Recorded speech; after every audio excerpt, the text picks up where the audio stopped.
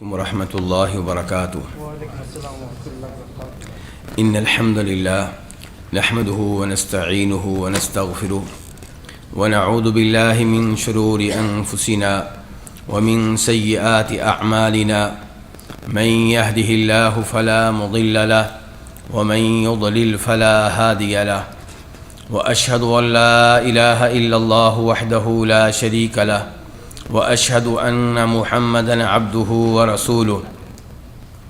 يا أيها الذين آمنوا اتقوا الله حق تقاته ولا تموتن إلا وأنتم مسلمون. يا أيها الناس اتقوا ربكم الذي خلقكم من نفس واحدة وخلق منها زوجها وبث منهما رجالا كثيرا ونساء واتقوا الله الذي تساءلون به والأرحام إن الله كان عليكم رقيبا. يا أيها الذين آمنوا اتقوا الله وقولوا قولا سديدا يصلح لكم أعمالكم ويغفر لكم ذنوبكم ومن يطع الله ورسوله فقد فاز فوزا عظيما.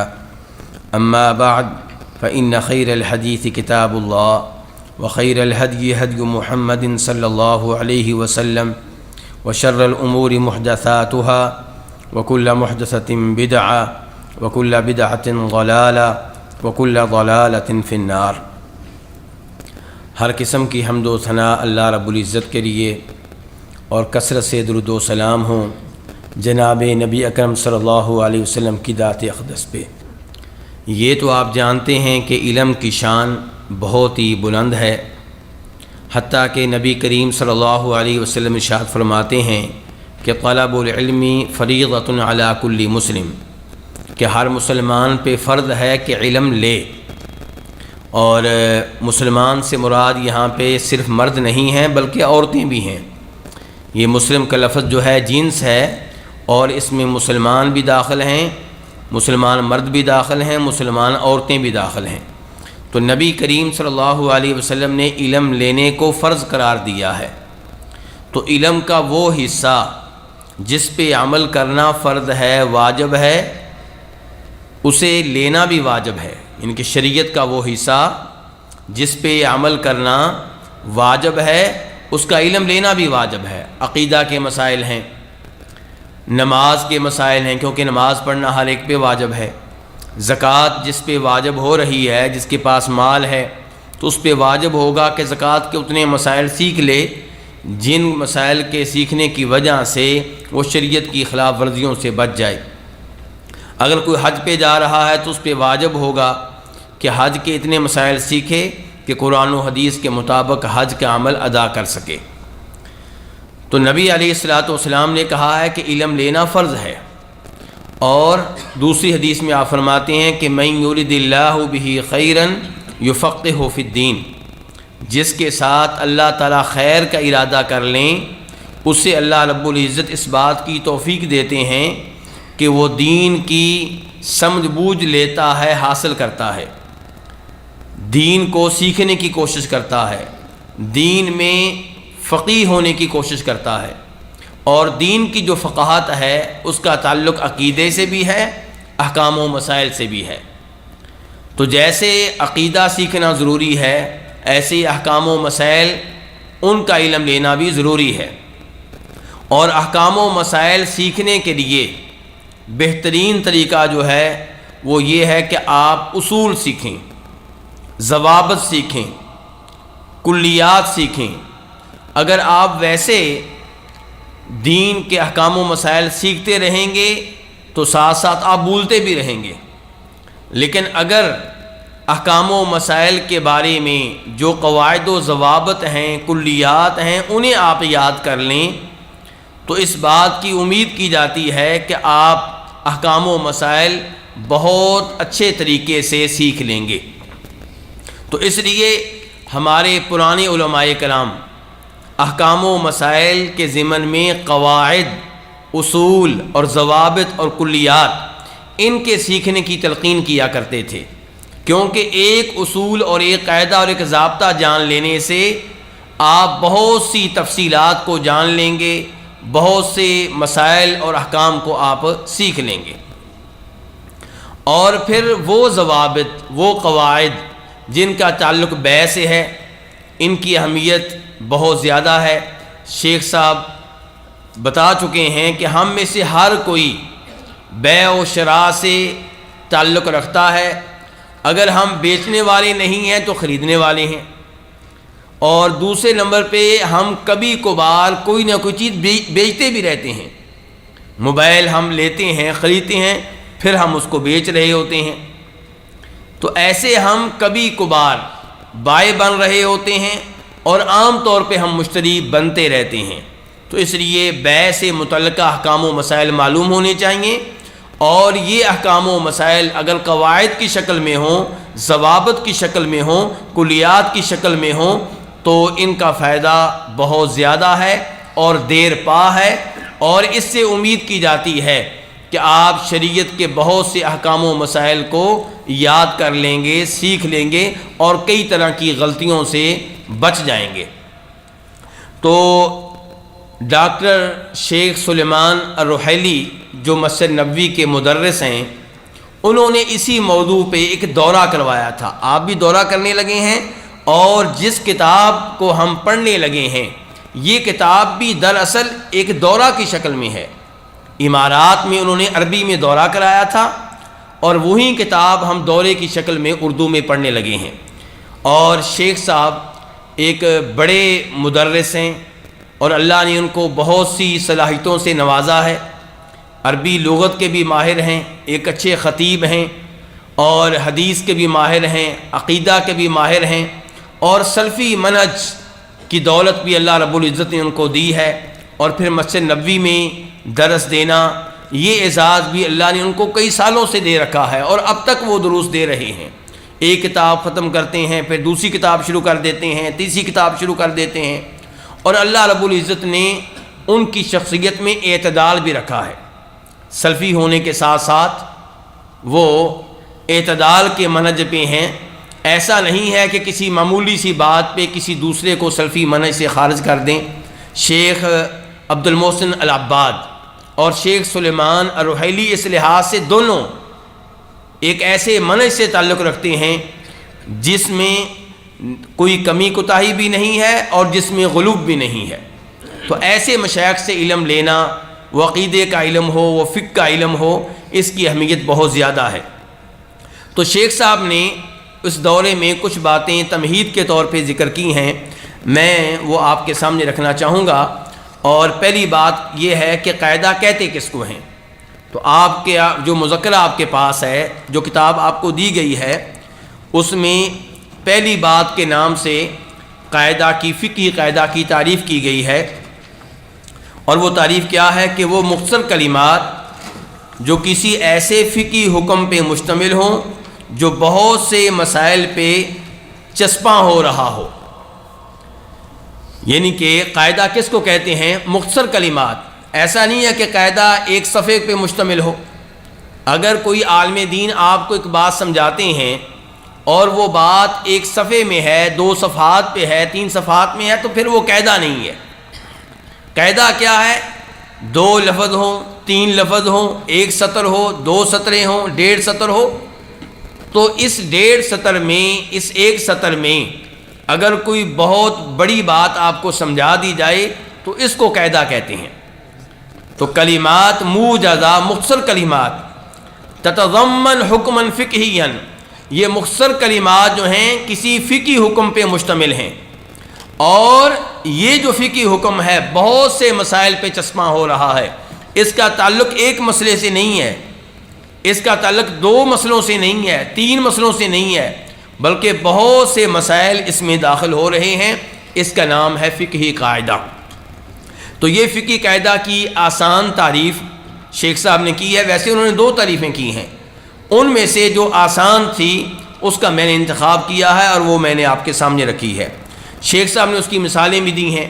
مثال کے طور پہ الیقین لا یزول بالشک، یہ مثال آپ لکھ سکتے ہیں، الیقین لا یزول بالشک، کہ یقین جو ہے وہ شک سے زائل نہیں ہوگا۔ اب یہ قاعدہ ہے، اور یہ قاعدہ بہت سے مسائل میں کام دیتا ہے۔ آپ میرے پاس آتے ہیں اور آپ کہتے ہیں کہ میں نے ظہر کی نماز سے پہلے وضو کیا تھا، ظہر کی نماز ادا کی، اس کے بعد میں نے اسی وضو سے سنتیں بھی ادا کر لیں، مجھے لگ رہا ہے کہ جیسے سنتوں سے پہلے میرا وضو ٹوٹ چکا تھا، مجھے لگ رہا ہے کہ سنتیں ادا کرنے سے پہلے میری ہوا خارج ہو گئی تھی۔ اب میں کیا جواب دوں گا؟ میں کہوں گا الیقین لا یزول بالشک، کہ یہ بات یقینی ہے کہ آپ نے ظہر کی نماز سے پہلے وضو کیا تھا، یہ بات یقینی ہے، شک و شبہ سے بالا تر ہے اور آپ کو اچھی طرح یقین ہے۔ اب ہوا خارج ہوئی تھی یا نہیں ہوئی تھی اس میں آپ کو شک ہے، تو یقینی بات کیا تھی کہ وضو کیا ہے، وضو برقرار ہے، اور شک یہ ہے کہ وضو ٹوٹ چکا ہے۔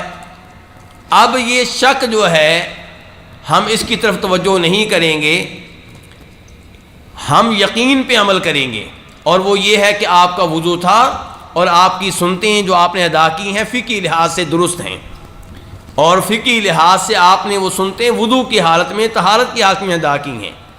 تو یہ ایک قاعدہ ہے الیقین لا یزول بالشک۔ اب اس میں 3 الفاظ ہیں، الیقین، لا یزول بالشک، لا یزول دوسرا لفظ ہو گیا، بالشک تیسرا لفظ ہو گیا، تو ایسے الفاظ کو قاعدہ کہا جاتا ہے۔ اب یہ جو اصول بتایا گیا ہے، قاعدہ دیا گیا ہے، یہ بہت سی مثالوں میں آپ کے کام آئے گا، تو ایسی چیزوں کو فقہی قواعد کہا جاتا ہے۔ لیکن ہمارا موضوع کون سے فقہی قواعد ہوں گے جن کا تعلق کس سے ہوگا؟ بے سے۔ تو بہرحال فقہی قاعدہ کی تعریف مثال کے ساتھ آپ کے سامنے رکھ دی گئی ہے۔ اب یہاں پہ ایک اور سوال اٹھایا گیا ہے، شیخ صاحب نے اٹھایا ہے، وہ یہ کہ کیا فقہی قاعدے یہ حجت ہیں، انہیں دلیل کے طور پہ پیش کیا جا سکتا ہے؟ یعنی کہ آپ مسئلہ پوچھنے آئیں تو بجائے اس کے کہ میں آپ کے سامنے مسئلہ بتاتے ہوئے قرآن کی آیت پڑھوں، نبی علیہ الصلوۃ والسلام کی حدیث بیان کروں، میں قرآن کی آیت اور حدیث کی جگہ پہ فقہی قاعدہ پیش کر دوں، تو کیا یہ درست ہے؟ کیا فقہی قاعدہ حجت بنے گا؟ کیا فقہی قاعدہ دلیل بنے گا؟ جیسا کہ تھوڑی دیر پہلے میں نے مثال آپ کے سامنے رکھی ہے کہ سنتیں ادا کی گئیں، اور اب سنتیں ادا کرنے والے کو یہ محسوس ہو رہا ہے کہ سنتیں ادا کرنے سے پہلے میرا وضو ٹوٹ رہا تھا۔ اب اس کو جواب دیا گیا، جواب میں آیت نہیں پڑھی گئی، حدیث نہیں پڑھی گئی، بلکہ کیا کہا گیا؟ الیقین لا یزول بالشک، قاعدہ پیش کیا گیا اور اس کو دلیل کے طور پہ، حجت کے طور پہ پیش کیا گیا۔ تو کیا یہ انداز درست ہے؟ تو اس بارے میں علماء کرام میں اختلاف ہے۔ اب یہ چیزیں آپ نوٹ کر سکتے ہیں۔ اب میں نے آپ کے لیے جو مذکرہ تیار کیا ہے اس میں ظاہر ہے کہ یعنی کہ موٹی موٹی باتیں تو موجود ہیں، بڑی بڑی باتیں، ہیڈ لائن تو موجود ہیں، لیکن تفصیلات نہیں ہیں، وہ آپ کو چیزیں لکھنی چاہیے۔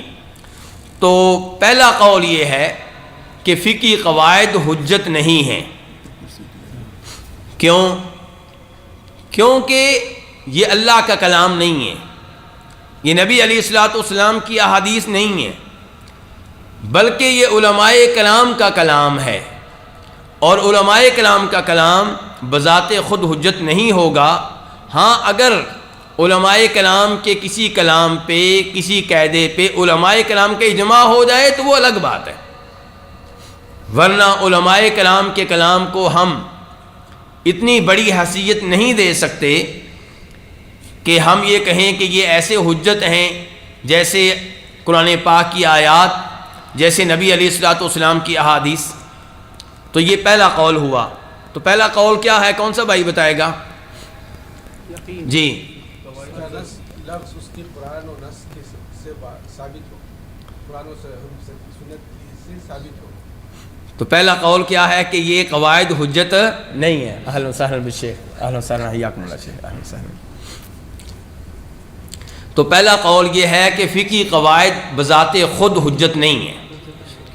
پہلا قول کیا ہے کہ فقہی قواعد بذات خود حجت نہیں ہے۔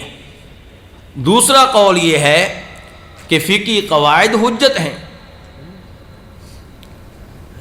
کیونکہ فقہی قواعد کے پیچھے دلائل ہوتے ہیں، قرآن و حدیث کی تائید ہوتی ہے۔ فقہی قواعد کے پیچھے کیا ہوتے ہیں؟ قرآن و حدیث کے دلائل ہوتے ہیں، قرآن و حدیث کی نصوص ہوتی ہیں۔ تو اس لیے دوسرا قول یہ ہے کہ فقہی قواعد حجت ہیں۔ ڈاکٹر شیخ سلیمان الروحیلی فرماتے ہیں راجح بات یہ ہے کہ فقہی قواعد کے حجت ہونے کے معاملے میں کچھ تفصیل ہے، یعنی کہ ہم نہ یہ کہیں گے کہ فقہی قواعد بذات خود حجت ہیں، اور نہ ہم یہ کہیں گے کہ یہ حجت نہیں ہے، بلکہ اس معاملے میں کچھ تفصیل ہے۔ تفصیل کیا ہے کہ فقہی قواعد کے 3 درجات ہیں، یہ درجات آپ کے ہاں لکھے ہوئے ہیں۔ فقہی قواعد کے 3 درجات ہیں۔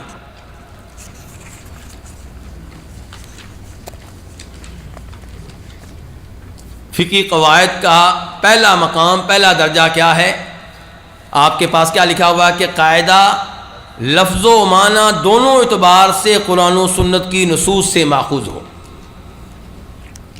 تو کئی قواعد ایسے ہوتے ہیں جن کے الفاظ قرآن و حدیث کی نصوص سے ماخوذ ہوتے ہیں۔ مثال کے طور پہ قاعدہ اب لکھیے گا آپ، الخراج بالضمان، الخراج بالضمان۔ اب دیکھیے قاعدہ کتنا مختصر ہے، 2 لفظ بن رہے ہیں، الخراج بالضمان۔ کیا معنی الخراج بالضمان؟ الخراج کا معنی ہوتا ہے فائدہ، پرافٹ، نفع، اور ضمان کا مطلب ہوتا ہے مسئولیت، سیکورٹی، ضمانت۔ تو الخراج بالضمان کا مطلب کیا ہوا کہ نفع آپ مسئولیت کے بدلے میں، اس کے مقابل میں لے سکتے ہیں۔ الخراج بالضمان، اس کی مثال بھی شیخ صاحب نے دی ہے، اور میں یہ گزارش کر دوں کہ جو بھی فقہی قواعد آئیں گے ان کی انہی مثالوں پہ ہم اکتفا کریں گے جو مثالیں شیخ صاحب نے دی ہیں، کیونکہ ان مثالوں کی سٹڈی ہو چکی ہے، وہ مثالیں یقینی ہیں۔ اگر کوئی نئی مثال آپ میرے سامنے پیش کریں گے تو اس میں مجھے تردد ہوگا، مجھے سوچنا پڑے گا، تو اس پہ ٹائم زیادہ لگے گا۔ شیخ صاحب کی خوبی یہ ہے، اس کتاب کو اسی لیے منتخب کیا گیا ہے کہ کتاب بڑی عظیم ہے۔ شیخ صاحب نے کافی ساری مثالیں دی ہیں، اور یہ مثالیں اگر آپ دھیان سے سنیں گے تو قواعد بالکل واضح ہو جائیں گے۔ بہت عظیم کتاب اور بہت ہی مفید یہ دورہ ہے، کیونکہ کتاب بہت عظیم ہے۔ تو اب شیخ صاحب نے مثال دی ہے کہ ایک آدمی ہے، وہ کہتا ہے کہ جی میں نے گاڑی خریدی، میں نے اسے استعمال کیا، اس پہ میں نے سفر کیا، شہر میں بھی اسے لے کر میں گھومتا رہا، پھر مجھے پتہ چلا کہ اس میں تو ایک عیب ہے۔ اب میں نے وہ گاڑی بائے کو واپس کر دی ہے۔ بائے کس کو کہتے ہیں؟ بیچنے والے کو۔ یہ بائے کا لفظ بار بار آئے گا، تو اب آپ کو عربی میں ہی اسے یاد کر لینا چاہیے، بائے، بیچنے والا۔ میں نے گاڑی اس کو واپس کر دی ہے۔ اب سوال میرا یہ ہے کہ میں نے وہ گاڑی 2 دن استعمال کی، 3 دن استعمال کی، تو کیا میرے اوپر واجب ہے کہ 3 دن استعمال کی قیمت بھی واپس کروں؟ سوال سمجھیں آپ؟ یا گاڑی واپس کر دوں اور جو میں نے اس کی قیمت دی تھی، گاڑی میں نے خریدی تھی مثال کے طور پہ 1 لاکھ ریال میں، گاڑی واپس کر دوں کیونکہ اس میں عیب ہے، اور 1 لاکھ ریال واپس لے لوں، یا میرے اوپر واجب ہوگا کہ 1 لاکھ ریال میں سے 10,000 روپیہ، 10,000 ریال اس کو دوں؟ کیوں؟ کیونکہ میں نے 3 دن گاڑی استعمال کی ہے، یہاں سے میں اسے مدینہ لے کر گیا تھا، مکہ لے کر گیا تھا، میں نے اس سے فائدہ اٹھایا ہے۔ تو ہم جواب کیا دیں گے؟ جواب دیں گے نہیں، آپ گاڑی واپس کریں، 1 لاکھ ریال لے لیں، اور آپ گاڑی استعمال کرنے کی قیمت ادا نہیں کریں گے۔ کیوں جی؟ دلیل کیا ہے؟ دلیل یہ ہے کہ ہمارے ہاں فقہی قاعدہ ہے الخراج بالضمان، الخراج بالضمان، یعنی کہ جو فائدہ اٹھایا ہے وہ مسئولیت کے بدلے میں اٹھایا ہے۔ کیا مطلب ہے اس کا؟ آپ کی توجہ چاہتا ہوں ذرا دھیان سے۔ مطلب یہ ہے کہ ان 3 دنوں میں اگر اس گاڑی کو آگ لگ جاتی تو اس کا ذمہ دار کون ہوتا گاڑی کا؟ ہاں، استعمال کرنے والا، خریدنے والا۔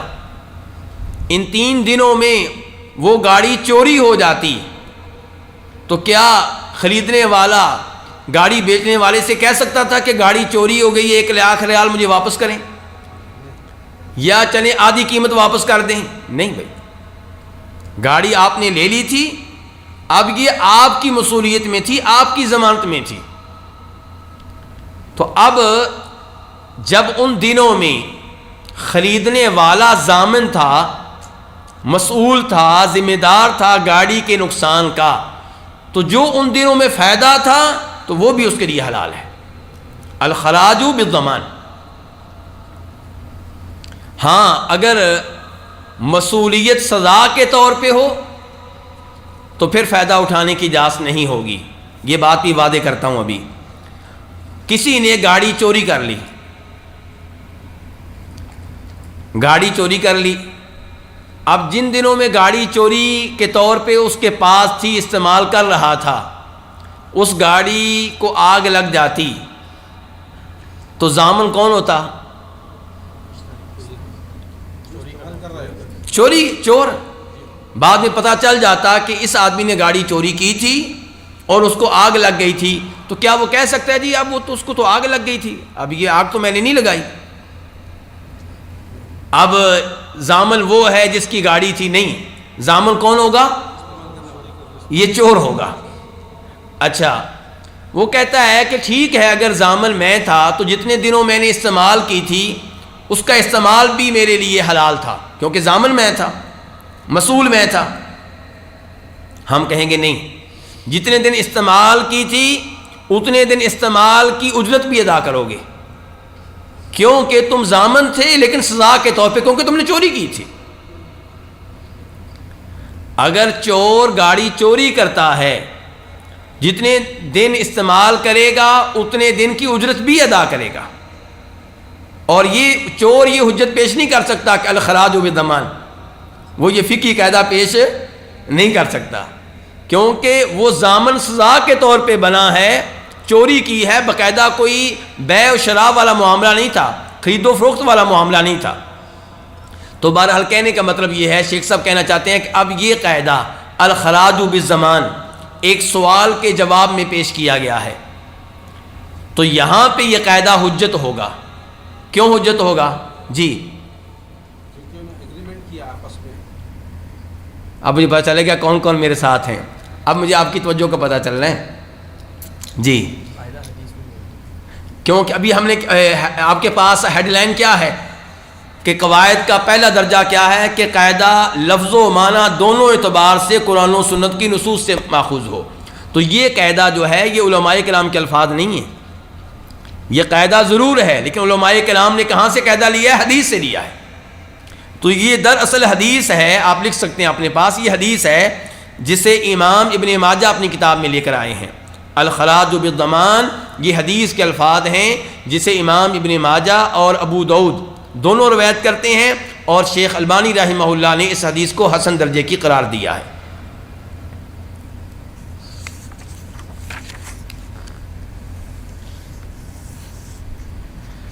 شیخ صاحب نے ایک اور مثال بھی دی ہے۔ کس چیز کی مثال بلا؟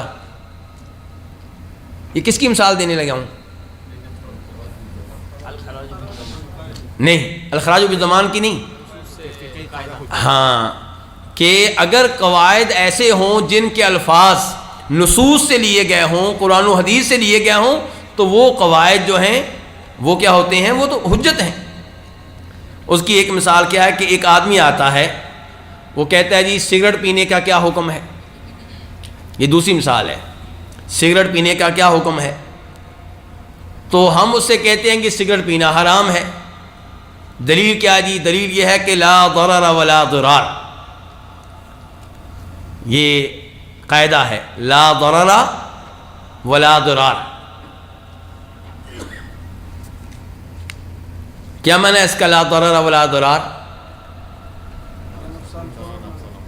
اس کا ایک معنی یہ ہے کہ نہ کسی کا نقصان کرو نہ خود نقصان اٹھاؤ، اور دوسرا یہ ہے کہ نہ خود اپنے آپ کو نقصان دیں اور نہ کسی اور کو آپ نقصان دیں، نہ اپنا نقصان کریں نہ کسی اور کا نقصان کریں. اب سگریٹ پینے میں اپنا نقصان ہے کہ نہیں، اور دوسرے کا اس کا بھی نقصان ہے، بیگم کو بھی نقصان، بچوں کو بھی نقصان، جو آپ کے آفس میں آپ کے روم میں بیٹھے ہیں ان کو بھی نقصان، اور جو کسٹمر آپ کے پاس آئیں گے ان کا بھی نقصان. تو اس میں ضرر بھی ہے ضرار بھی ہے. تو آپ سے سوال یہ ہوا تھا کہ سگریٹ پینا جائز ہے کہ ناجائز؟ جواب کیا ملا؟ حرام ہے. دلیل کیا جی؟ لا ضرر ولا ضرار. آپ نے دلیل کے طور پہ کیا پیش کیا ہے؟ فقہی قاعدہ. اب یہ قاعدہ جو ہے یہ حدیث ہے، امام ابن ماجہ اس کو روایت کرتے ہیں اور شیخ البانی رحمہ اللہ نے اس کو صحیح قرار دیا ہے. تو اب یہاں پہ ہم کہیں گے کہ اگر ایسے قواعد ہوں جن کے الفاظ قرآن و حدیث سے ماخوذ ہوں تو وہ قواعد جو ہیں وہ بذات خود کیا ہیں؟ حجت ہیں. دوسرا قواعد کا مقام یہ آپ کے پاس موجود ہے. ہاں جی، قواعد کا دوسرا درجہ کیا ہے؟ کہ قاعدہ معنی کے اعتبار سے قرآن و سنت کی نصوص سے ماخوذ ہو. پہلا کیا تھا جی؟ لفظ اور معنی دونوں.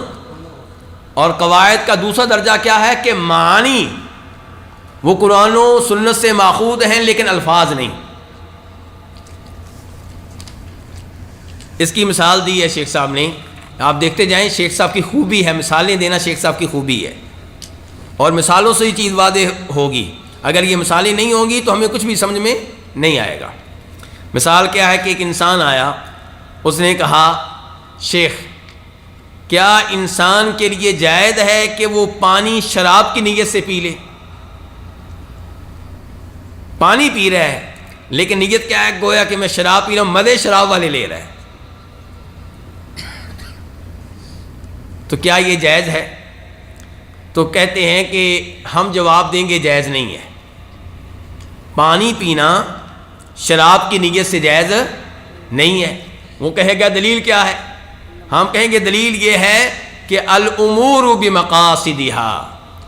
یہ قاعدہ ہے، قاعدہ لکھیں، دیکھیں چھوٹے چھوٹے قاعدے، فقہی قاعدے، دو لفظ. الامور بمقاصدہا، کہ ہر امر کا دار و مدار، ہر معاملے کا دار و مدار کس پہ ہوتا ہے؟ نیت پہ ہوتا ہے. آپ کا مقصد کیا ہے؟ جو کام آپ کرنے لگے ہیں، جو معاملہ آپ طے کرنے لگے ہیں، اس میں آپ کا مقصد کیا ہے؟ آپ کی نیت کیا ہے؟ اچھا جی، ہو سکتا ہے وہ آدمی کہے بھی یہ کیا ہے؟ یہ قرآن کی آیت ہے یا حدیث ہے؟ ہم کہیں گے نہ قرآن کی آیت ہے نہ حدیث ہے. کیا ہے جی؟ فقہی قاعدہ ہے. تو ہو سکتا ہے وہ کہے فقہی قاعدے کی کیا حیثیت ہے؟ ہم کہیں گے یہ فقہی قاعدہ قرآن و سنت کی نصوص سے ماخوذ ہے، الفاظ قرآن و سنت کے نہیں ہیں لیکن معنی و مفہوم وہیں سے لیا گیا ہے. ہاں جی، کون سی حدیث ہے اس بارے میں؟ انما الاعمال بالنیات. اور بھی ایسی احادیث ہیں. تو اس لیے یہ قاعدہ جو ہے یہاں پہ حجت ہوگا، کیونکہ اس قاعدے کا جو معنی ہے وہ قرآن و سنت سے ماخوذ ہے. اچھا جی، شیخ صاحب نے یہاں پہ ایک اور مثال بھی دی ہے اسی قاعدہ کے بارے میں. کون سا قاعدہ؟ الامور بمقاصدہا. بڑی اہم مثال ہے. ایک آدمی آ کے کہتا ہے جی میں شادی کرنا چاہتا ہوں لیکن طلاق کی نیت سے. میں یورپ میں پڑھ رہا ہوں اور وہاں پہ مجھے خطرہ ہے گناہ میں واقع ہونے کا. وہاں کی کسی لڑکی سے میں نکاح کروں گا تاکہ زنا سے بچ جاؤں، بدکاری سے بچ جاؤں، لیکن میں اس کو واپس پاکستان، انڈیا یا سعودیہ لے کر نہیں جاؤں گا. جاتے ہوئے کیا کروں گا؟ طلاق دے دوں گا. تو اس نیت سے شادی کرنا کے بعد میں طلاق دوں گا، کیا یہ جائز ہے؟ تو اس بارے میں علماء کرام کے دو قول ہیں. پہلا قول یہ ہے کہ یہ جائز ہے، اور یہ قول جمہور علماء کرام کا ہے. شیخ ابن باز رحمہ اللہ کا بھی یہی قول ہے، جمہور علماء کرام کا یہ قول ہے کہ جائز ہے، اور شیخ ابن باز رحمہ اللہ کا بھی یہی قول ہے۔ امام ابن تیمیہ کے بارے میں دو قول ملتے ہیں، ایک قول ان کا بھی یہی ہے کہ یہ جائز ہے۔ کیوں جی؟ وہ کہتے ہیں بھئی آپ ہمیں بتائیں کہ بظاہر اس میں کوئی غلطی ہے، لڑکی کا ولی بیٹھے گا، دو گواہ موجود ہوں گے، حق محل مقرر ہوگا، وہ ساری چیزیں موجود ہوں گی جو آپ اپنی فقہی کتابوں میں لکھتے ہیں، جو احکام آپ نکاح کے لکھتے ہیں وہ سب وہاں پہ موجود ہوں گے۔ آپ یہ تو کہہ سکتے ہیں کہ یہ بہتر نہیں ہے، اچھی بات نہیں ہے، ایسا کرنا نہیں چاہیے، لیکن یہ حکم آپ نہیں لگا سکتے کہ یہ حرام ہے۔ اگر کوئی کہے تو یہ تو نکاح متع ہوا، تو اس کا جواب کیا ہے؟ کیوں جی؟ ہاں، نکاح متع میں تو مدت مقرر ہوتی ہے کہ نکاح 1 مہینے کے لیے ہے، یعنی کہ فریقین نے باقاعدہ معاہدہ کر لیا ہے، اور یہاں پہ لڑکے کے دل میں ہے کہ میں بعد میں طلاق دوں گا، اور اس نے اپنی نیت ظاہر نہیں کی۔ اور نکاح متع میں لڑکی لڑکے کا باقاعدہ معاہدہ ہوتا ہے کہ یہ نکاح 1 ہفتے کے لیے ہے، یا 1 مہینے کے لیے ہے، یا 1 سال کے لیے ہے، اور طلاق دیے بغیر جب وہ مدت ختم ہوگی تو نکاح بھی ختم ہو جائے گا۔ تو نکاح متع تو حرام ہے، تو یہ نکاح متع نہیں ہے، دھیان سے، کیونکہ ہو سکتا ہے کل کو کوئی کہے لو جی تمہارے شیخ ابن باز نے فتویٰ دے رکھا ہے، تو یہ نکاح متع نہیں ہے۔ یہ نکاح بظاہر ٹھیک ہے کیونکہ اس نے نیت اپنی چھپائی ہوئی ہے، اس نے نیت ظاہر ہی نہیں کی۔ اچھا، دوسرا قول یہ ہے کہ یہ نکاح جو ہے غلط ہے، ایسا نکاح جائز نہیں ہے۔ اور یہ کن کا فتویٰ ہے؟ لجنہ دائمہ کا۔ لجنہ دائمہ سمجھتے ہیں آپ لوگ؟ کس کو کہتے ہیں؟ سعودی علماء کرام کی سرکاری کمیٹی جو فتویٰ کے لیے بیٹھتی ہے، مستقل جو کمیٹی ہے، لجنہ دائمہ مستقل سعودی علماء کرام کی کمیٹی جو سرکاری طور پہ فتویٰ کے لیے بیٹھتی ہے۔ اور حنابلہ کا بھی یہی موقف ہے۔ حنابلہ کا کیا موقف ہے؟ کہ یہ شادی جائز، ایسا کرنا جائز نہیں ہے۔ اچھا جی، اور شیخ سلیمان روحیلی کا بھی یہی موقف ہے، کیا؟ کہ جائز نہیں ہے۔ دلیل کیا ہے؟ اگر آپ دلیل پوچھیں گے تو کہتے ہیں دلیل یہ ہے کہ ہم کہیں گے الامور بمقاصدها، کہ ہر امر کا، ہر معاملے کا دار و مدار نیت پہ ہے۔ جب آپ کی نیت یہ ہے کہ آپ نے طلاق دینی ہے تو ایسا نکاح کرنا جائز نہیں ہے۔ نکاح ہمیشہ کے لیے ہوتا ہے، یہ عارضی طور پہ نہیں ہوتا۔ اور ایک اور دلیل بھی ہے، وہ کیا جی؟ کہ یہ اس میں دھوکہ ہے۔ اس میں کیا ہے؟ دھوکہ ہے۔ آپ عارضی طور پہ نکاح کرنا چاہ رہے ہیں اور اس بات کو چھپا رہے ہیں۔ اگر آپ یہ وعدے کر دیں کہ میں نے عارضی نکاح کرنا ہے تو کوئی بھی باپ اپنی بیٹی کا رشتہ آپ کو نہیں دے گا، اور یہ چیز آپ اپنی بیٹی کے لیے، بہن کے لیے پسند نہیں کریں گے کہ آپ کی بیٹی سے کوئی 1 دن کے لیے نکاح کرے، 1 مہینے کے لیے کرے، 1 سال کے لیے کرے، آپ یہ برداشت نہیں کریں گے۔ تو کسی کی بیٹی کے ساتھ آپ ایسا کیوں کرتے ہیں؟ تو یہ جائز نہیں ہے۔ تو دلیل پہلی کیا تھی؟ الامور بمقاصدها۔ تو یہ مثالیں آپ نوٹ کر رہے ہیں نا؟ جی ہاں، یہ مثالوں سے ہی ان چیزوں کی اہمیت واضح ہوگی۔ اگر مثالیں نہیں لکھیں گے تو یہ تو ابھی آپ بھول جائیں گے۔ تو یہ قواعد جو ہیں جن کا معنی و مفہوم قرآن و حدیث کی نصوص سے ماخوذ ہو، یہ حجت ہیں کہ نہیں حجت؟ تو یہ حجت۔ تیسرے نمبر پہ وہ قواعد، اور یہ آپ کے پاس لکھا ہوا ہے، قواعد کا تیسرا مقام، تیسرا درجہ کیا ہے کہ قاعدہ کیا ہو؟ کیا لکھا ہوا ہے؟ استقرائی ہو۔ کیا قاعدہ ہو؟ استقرائی ہو۔ کیا مطلب؟ کہ نہ الفاظ قرآن و حدیث میں آئے اور نہ اس قاعدے کا معنی و مفہوم قرآن و حدیث میں آیا۔ آپ یہ نہیں کہہ سکتے کہ فلاں آیت کا یہی معنی ہے، فلاں حدیث کا یہی معنی ہے، لیکن علماء کرام نے بہت سے مسائل میں دیکھا کہ بہت سے ایک جیسے مسائل کا یہ حکم ہے، تو وہاں سے انہوں نے قاعدہ بنا لیا، وہاں سے انہوں نے کیا بنا لیا؟ ایک قاعدہ بنا لیا۔ اس قاعدے کو کہتے ہیں استقرائی قاعدہ۔ اب ان قواعد کی کیا حیثیت ہے؟ یہ قواعد، ان کا حکم وہی ہے جو قیاس کا حکم ہے۔ جو کس کا حکم ہے؟ قیاس کا کیا حکم ہے جی؟ امام شافعی رحمہ اللہ کہتے ہیں کہ قیاس جو ہے وہ عالم دین کے لیے ایسے ہی ہے جیسے مردار کسی مجبور آدمی کے لیے۔ مجبور آدمی مر رہا ہے، اس کے لیے مردار کب حلال ہوگا؟ جب وہ مرنے لگا ہو، کوئی اور چیز نہ ملے اور اس کی جان بچانے کے لیے صرف ایک مردار کا گوشت ہی ہو، تو اس موقع پہ مردار حلال ہو جائے گا کہ نہیں ہوگا؟ امام شافعی کہتے ہیں قیاس بھی تب حلال ہوگا جب قرآن سے مسئلہ نہ ملے، حدیث سے مسئلہ نہ ملے، تب آپ قیاس کی طرف جائیں گے۔ اور ہمارے دوست جو ہیں وہ قرآن و حدیث کی موجودگی میں بھاگ بھاگ کر قیاس کی طرف جا رہے ہوتے ہیں، اور وہ سمجھتے ہیں کہ شاید ہم قیاس کے منکر ہیں۔ نہیں، ہم قیاس کے منکر نہیں ہیں، ہم قیاس کے قائل ہیں، لیکن اسی حد تک جو حد امام شافعی نے بیان کی ہے۔ تو قیاس کب حلال ہوگا جی؟ جب قرآن و حدیث میں کچھ نہ ملے، آپ تلاش کر کے تھک گئے، کچھ نہیں ملا، تب آپ قیاس کریں گے۔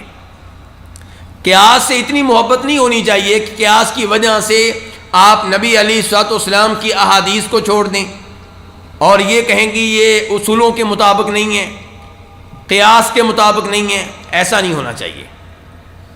تو یہ جو قواعد ہیں، فقہی قواعد جو استقرائی ہیں، یہ تب حجت بنیں گے، یہ تب دلیل بنیں گے جب ہمیں قرآن و حدیث سے کوئی چیز نہ ملے، ورنہ یہ حجت نہیں ہے۔ شیخ صاحب نے اس کی بھی مثال دی ہے۔ میں بار بار کہہ رہا ہوں، شیخ صاحب کی خوبی کیا ہے؟ شیخ صاحب کیا دیتے ہیں؟ مثالیں دیتے ہیں، یہ ان کی خوبی ہے، اور ان مثالوں کی بڑی اہمیت ہے، ان کو نوٹ کریں، چاہے اشارہ کر لیں۔ کہتے ہیں جی ایک آدمی آیا، کہتا ہے کہ میں نے اپنا گھر بیچا ہے اور گھر کی چار دیواری میں کھجور کا ایک درخت بھی تھا،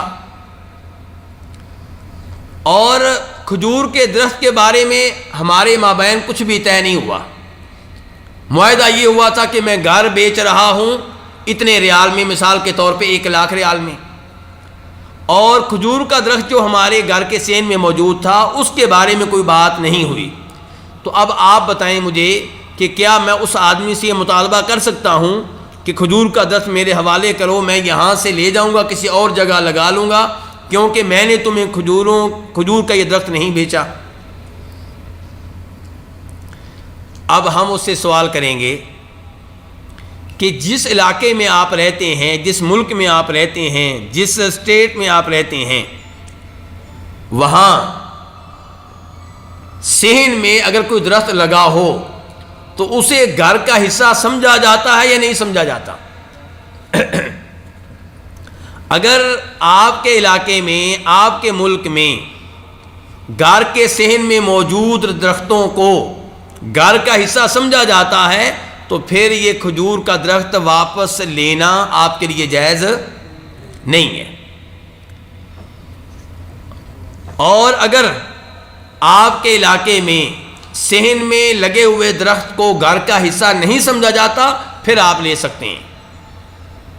وہ کہتا ہے یہ دلیل کیا ہے آپ کی؟ ہم کہتے ہیں دلیل یہ ہے کہ التابع تابع۔ یہ فقہی قواعد دیکھتے جائیے چھوٹے چھوٹے۔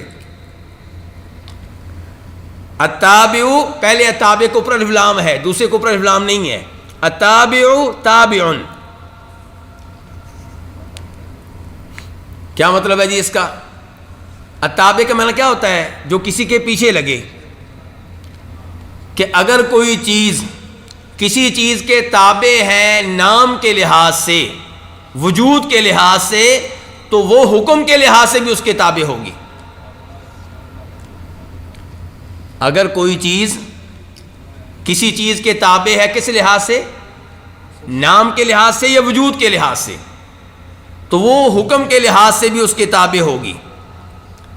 تو اب یہ کھجور کا درخت جو ہے جب وہ گھر کا حصہ قرار پایا تو اب حکم کے لحاظ سے وہ گھر کے تابع ہے. جب آپ نے گھر بیچا ہے تو اس کا مطلب یہ ہے کہ وہ کھجور کا درخت بھی بک گیا ہے،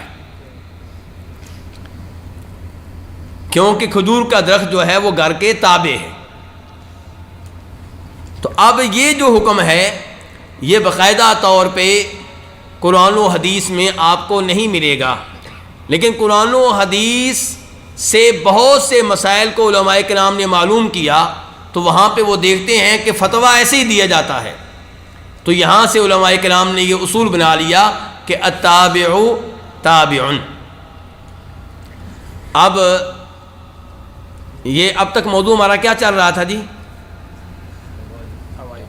فقہی قواعد بذات خود حجت ہیں یا نہیں؟ تو فقہی قواعد کی کتنی قسمیں بنائی ہم نے؟ 3 قسمیں بنائی. پہلی قسم کیا تھی؟ وہ فقہی قواعد جن کے الفاظ اور معنی دونوں قرآن و سنت سے ماخوذ ہیں، تو یہ تو حجت ہیں، اس میں کوئی شک و شبہ ہی نہیں. دوسرے نمبر پہ وہ فقہی قواعد جن کے معنی قرآن و سنت سے ماخوذ ہیں، الفاظ ماخوذ نہیں ہیں، تو یہ بھی حجت ہیں. اور تیسرے نمبر پہ وہ قواعد جو کیا ہیں؟ استقرائی ہیں. تو یہ قواعد جو ہیں ان کی طرف ہم کب رجوع کریں گے؟ جب ہمیں قرآن و سنت سے واضح طور پہ حکم نہیں ملے گا. اللہ رب العزت ہمیں یہ دین کا علم حاصل کرنے کی توفیق عنایت فرمائے. وصلی اللہ تعالی علی نبیہ محمد وآلہ وصحبہ اجمعین. ویڈیو کو اپنے دوستوں کے ساتھ ضرور شیئر کیجیے گا، اور اگر آپ نے ابھی تک ہمارا چینل سبسکرائب نہیں کیا تو فوراً سبسکرائب کیجیے، ساتھ ہی بیل آئیکن پر کلک کریں تاکہ مزید آنے والی ویڈیوز جہاں وقتاً فوقتاً آپ کے لیے اس چینل پر اپلوڈ کرتے ہیں وہ آپ کو وقت پر ملتی رہیں اور آپ ان سے مستفید ہوتے رہیں. اگلی ویڈیو تک ہمیں دیجیے اجازت، اپنا خیال رکھیے گا. اللہ حافظ.